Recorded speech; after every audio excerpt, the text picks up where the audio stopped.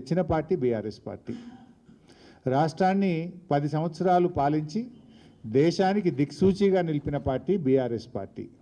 So ఈరోజు ప్రతిపక్షంలో ఉన్న మేము నిర్మాణాత్మకమైన పాత్ర పోషిస్తాం. ప్రజలే కేంద్రంగా, రాష్ట్ర హక్కులే కేంద్రంగా, రాష్ట్ర ప్రయోజనాలే కేంద్రంగా బీఆర్ఎస్ పార్టీ పనిచేస్తుంది.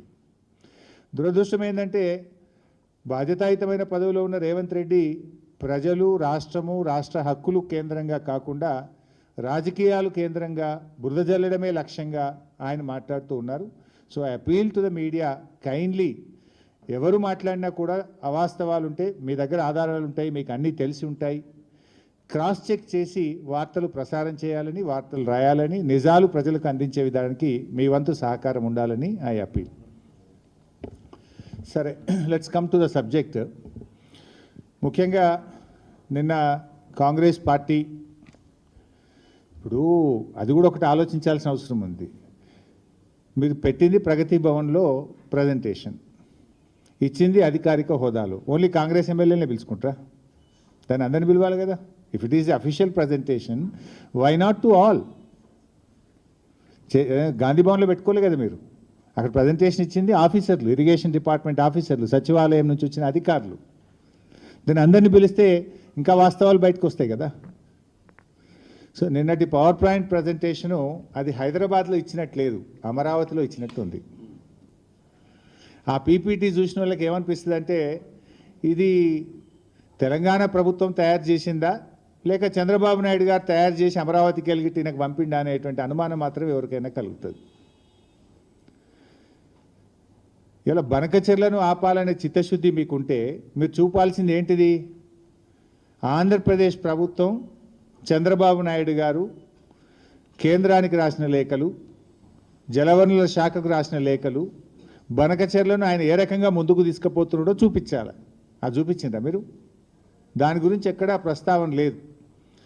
చంద్రబాబు గారు బనకచెర్ల మీద కేంద్రానికి రాసిన లేఖలు కానీ, ఆయన మాట్లాడిన మాటలు కానీ నీ పవర్ పాయింట్ ప్రజెంటేషన్లో ఎక్కడ నువ్వు చూపలేదు, దానికి స్థానం దొరకలేదు. ఇప్పుడు కాళేశ్వరం ప్రాజెక్టును అడ్డుకున్నాడు చంద్రబాబు నాయుడు, పాలమూరు ఎత్తిపోతల పథకాన్ని, దిండి ఎత్తిపోతల పథకాన్ని, తుమ్మిళ్ళ లిఫ్టును, భక్తరామదాస్ లిఫ్టును, ఎన్నో తెలంగాణ ప్రాజెక్టులను నేను అడ్డుకున్నాడు. దానికి ఎందుకు నీ పీపీటీలో చూపించలేదు? ఆంధ్రప్రదేశ్ ప్రభుత్వము మన తెలంగాణ ప్రయోజనాల్ని ఎలా దెబ్బగొట్టిందో ఒక్క ముక్కనన్నా చూపించినావా నేను? అంటే బనకచెర్ల గట్టే బాబేమో రేవంత్ రెడ్డికి బంగారమో లెక్క కనబడుతుండ్రు. బనకచెర్లను ఆపాలని పోరాటం చేస్తున్న బీఆర్ఎస్ పార్టీ ఏమో ఈయనకు సచినపాము లెక్క కనబడుతుంది. మరి సచినపామే అయితే ఎందుకు కళలు కూడా బీఆర్ఎస్ పార్టీని కలవరిస్తున్నావు? అసలు నువ్వు ఉపన్యాసం ఇస్తే కేసీఆర్ పేరెత్తకుండా, బీఆర్ఎస్ గురించి మాట్లాడకుండా ఏనాడన్నా ఒక ఉపన్యాసం మాట్లాడతావా నువ్వు? అసలు నీకు నిద్రలో లేపితే కూడా బీఆర్ఎస్ యాదికి వస్తుంది, గులాబీ జెండానే కనబడుతుంది నీకు. ఇప్పుడు నీ పార్టీ, కాంగ్రెస్ పార్టీ కేంద్రంలో 11.5 సంవత్సరాల నుంచి ఇలా అధికారంలో దూరంగా ఉంది. అనేక రాష్ట్రాల్లో కాంగ్రెస్ పార్టీ అధికారం కోల్పోయింది. ఈ దేశంలో అనేక శాసనసభల్లో కాంగ్రెస్ పార్టీ ఒక్క ఎమ్మెల్యే సీటు కూడా గెలవలేదు. మరి ఇలా కొన్ని రాష్ట్రాల్లో కాంగ్రెస్ పార్టీ ఒక్క ఎంపీ సీటు కూడా గెలవలేదు. అంత మాత్రాన నీ కాంగ్రెస్ పార్టీ చచ్చిన పామైందా? నేను అడుగుతా ఉన్నా. నువ్వు పీసీసీ అధ్యక్షుడిగా ఉన్నప్పుడు ఈ రాష్ట్రంలో ఉప ఎన్నికలు జరిగితే నీ అధ్యక్షతన జరిగిన ఎన్నికల్లో కాంగ్రెస్ పార్టీ డిపాజిట్ గల్లంత అయింది. అప్పుడు కాంగ్రెస్ పార్టీ చచ్చిన పామైందా? ఈ చచ్చిన పాము లాంటి చౌకబారు ముచ్చట్లు మాకు చెప్పకు, నీ రాహుల్ గాంధీకి చెప్పుకునేది ఉంటే. ఈ అతి తెలివితేటలు అవసరం లేదు మిస్టర్ రేవంత్ రెడ్డి గారు. నువ్వు మొన్న ముఖ్యమంత్రి అయిన తర్వాత నీ సొంత జిల్లాలో కూడా బీఆర్ఎస్ పార్టీ ఎమ్మెల్సీ గెలిచింది, గెలవలేదా మొన్న? అహంకారంతో మాట్లాడితే ప్రజలు నిన్ను అత్తపాతాల లోకానికి దొక్కుతారు బిడ్డ, జాగ్రత్త అని హెచ్చరిస్తా ఉన్నా నేను. నీకు బేసిన్ల గురించి మినిమం అవగాహన లేదు. దేవాదులు ఏ బేసిన్లో ఉందంటావు, బంకచెర్ల యాడు ఉందంటావు. బాసన్ల గురించి తెలిసినంత ఈజీ కాదు బేసిన్ల గురించి తెలుసుకోవడం. కనీస అవగాహన లేకుండా మాట్లాడి ఈ రాష్ట్రం పరువు తీస్తూ ఉన్నావు నువ్వు.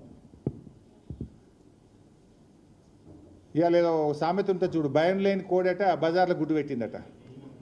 నీ తీరు కూడా గట్లే ఉంది. ఈయనట కేసీఆర్ను ప్రశ్నిస్తారట.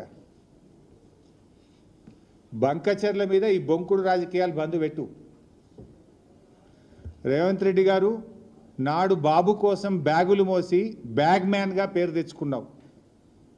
నేడు అదే బాబు కోసం బంకచర్ల కోసం బొంకు మ్యాన్గా మారిపోయినావు. బొంకుతా ఉన్నావు, అన్నీ నిజాలు మాట్లాడతలేవు.